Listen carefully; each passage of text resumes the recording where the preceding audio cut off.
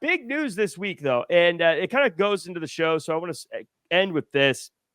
Fightful is selecting, as of this morning, Becky Lynch and WWE have not come to terms on a new contract. The two sides are in contact, but Fightful has no word on how close the two have come to an agreement. Lynch's contract is set to expire June 1st. That is this Saturday, meaning that she could be a free agent for the first time since she signed with WWE in 2013. Lynch is said to be expecting a big money offer from WWE to retain her services, possibly the biggest contract in the history of women's wrestling. There's no word on whether her contract status has any bearing on tonight's steel cage match as of the writing of this. Jimmy, we've talked about how these contracts are getting closer and closer to deadline time. Becky Lynch is a big one, still hasn't signed. And I got to think she's looking at what everyone else has been signing lately. And I know that she wants her slice of the pie. What do you think about this story? I think it fits in with what's been going on lately. Like you said, a lot of contracts have been coming close to expiration date. But in this case, now, correct me if I'm wrong. If you guys know, I'm not familiar with the logistics of when you're a publicly traded company, but contract status, is that available to the public to press in that way? They know whose contract is coming up when, or is that just something that somebody leaks out? Actually, because one of the things people are always talking about is, oh, someone's contract is coming out. Are they going to go here? Are they going to sign there? I have a feeling that they're keeping a lot of stuff close to the vest. And Becky is someone you don't want to lose on the roster. She is so valuable. And if someone else were to pick her up, that's a big asset for them. You know, say the name. AEW has got some big signings when they brought in Mercedes Moné and some others, even from WWE when they brought up Adam Copeland and that sort of thing. So those are, you know, really, really, really big names that could help swing that pendulum a little bit the other way.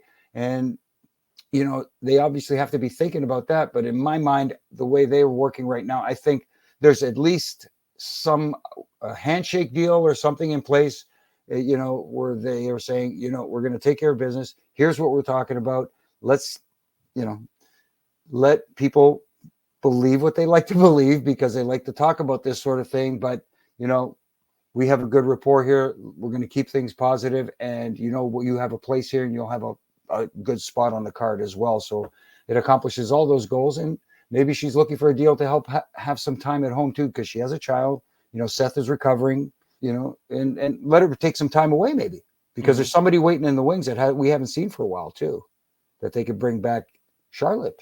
You know, so who I believe recently signed a pretty big contract somewhat recently. But Flobo, now I think the prediction here, and I think most people predict this, is that one way or another, Becky's with WWE. Whether, to Jimmy's point, she takes some time off and signs later, whether she signs the last minute. I believe Drew McIntyre went down to the wire before he re-signed as well. I think the odds on money are Becky's staying with WWE. But for funsies, let's say she shows up on Collision on Saturday, right? Okay. Right after her contract expires, because if it's expired, there's no 90-day clause. Let's say she shows up on Collision. Give me just a little peek of what Twitter would look like that day. Oh, yeah. They would probably say Collision was the best wrestling program they ever saw. And they were day one fans. They were so glad they watched Collision. Let's be honest with you. I mean, here's a roster that could totally need someone like Becky Lynch. To answer your first question, a company does not have to disclose any individual contract, but they have to report how much is going to wages. So, like, you could do the whole, like, reverse things. But, yes, the Collision fan base would collectively lose their minds. I don't think she goes. But imagine if Saturday Night Bex was big-time Bex country. Just putting it out there. It would change appointment viewing. Yeah. She, I believe, as people have, I haven't had a chance to read her book yet, but people are saying she talked about in the book wanting to go to TNA. So that could be a destination for her. Again, I wouldn't bet $1 that she's leaving. I think she's going to end up with WWE. Again, maybe she takes some time off and then comes back.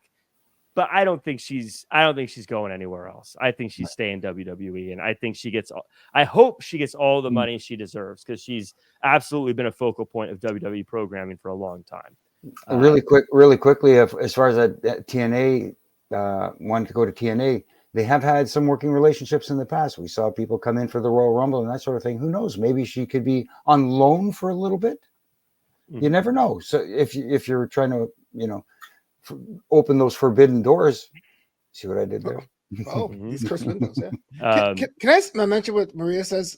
Says Becky's a WWE lifer, and that's true. And people can come and go as you please. But if you look at the last year of Becky's career, I'm not saying they're bad matches, but creatively, she's been all over the place. She went to NXT. She was feuding with people on Raw for small things. It didn't seem she had a long-term story up until the WrestleMania build-up, which got derailed with Charlotte's injury. So as a performer, I can imagine being like, I got money, but am I really happy? The man was announced as the man 7 years ago now, before the pandemic. No. Oh my God. I'm old. 7 years ago? Well, 5. Yeah. The 2019 Rumble was the one she crashed for that. So Goodfellas says Becky goes to GCW. That would go viral. Yeah, that absolutely would go viral. So let's get into this matchup. I want to start with the main event here, because obviously that's the big story going into this. Having read this, it wasn't the story of the show, but it was the story. I think it's a lot of people who were reading that news. What's going to happen in this main event? Earlier in the night, Liv says that she wants to beat Becky one-on-one, and will tonight. She's later seen talking to JD McDonough, and then in a chat with Lyra, Becky alludes to knowing when it's time to walk away. Also, there was a lot of body language from Becky Lynch that seemed a little different than we're used to seeing from Becky Lynch. Don't know if that was intentional, or don't know if that's just a product of what was going on. It's a battle that boils down to Dom coming out to help Becky, but gets run over by Braun Strowman. Liv retains. I've got 2 questions for you, Jimmy. Obviously, first, a lot of stuff here. I want you to talk about the match. I want you to talk about what we saw. I also want to talk to you about something that we have discussed on AEW, and that is managing your time. The show cut off very abruptly this time. Didn't have time to breathe. Not only that, but I was shown on Twitter that for people who were able to see, Dom and Liv kissed. They are together, and we as fans at home missed that moment. Talk a little bit about maybe having to learn not having that overrun anymore. It must have been a USA Network thing, because up here in Canada, where we watch it on Sportsnet, we saw the kiss. No, we did not. USA Flobo, I don't know if you saw it, but I want to shout out at HWV Haywood, a friend of the show, for noting this to me. But no, I'm serious. Up here, we saw Liv grab Dom, give him a big kiss, and then she turned around and smiled, and Dom kind of had this shocked look on his face. That's what we saw up here. So that's very interesting. And yes, but they did cut abruptly after she turned away. Right. But we did get the kiss up here. So we did not get it up here. Oh my goodness! Yeah, you didn't get the Dynamite overrun. We got the 8 o'clock. Get the heck out. Time for All right. I want to bring this up, Jimmy, because I'm very sensitive to what people say, and they say that you're one-sided sometimes, and so. Here's a situation where there were some issues with overrun, with some cutoff. Do you think that's a problem that WWE needs to address?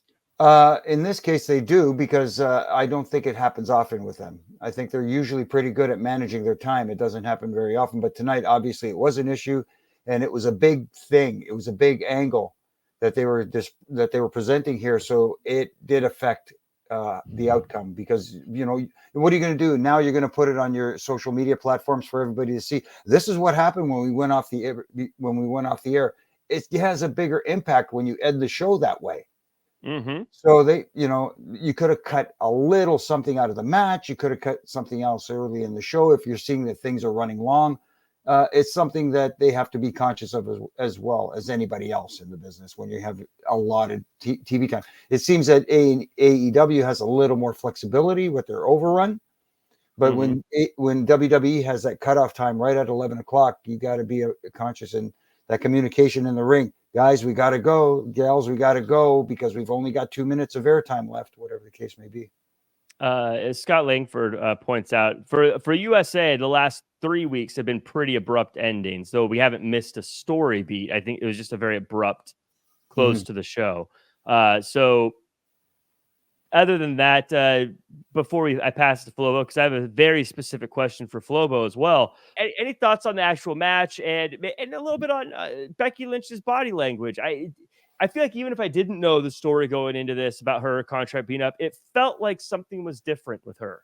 It was different from her entrance. There was this look on her face, which it wasn't concern. You know, sometimes you're going into a cage match, you have that concerned look on your face, like I'm entering the cage, and this is a different, you know, type of atmosphere that I'm in. I have to be, you know, amp up my anger and my brutality to get through this match or whatever the case may be.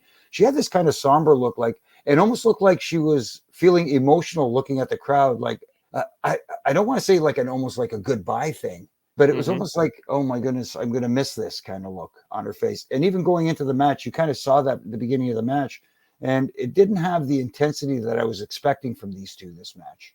Yeah. It kind of lacked that a little bit for me. I mean, they started to amp it up as they were getting to the finish, but I don't know if that was a product of they were running out of time, as we were saying here, or it was just, you know, that's how they had worked it out, where they're going to start off, take their time, and then build and build and build. But it almost looked kind of rushed. But like, you're right, Jack. I have it in my notes right here. The look on Becky's face from the entrance just kind of made me go, oh, what's going on here?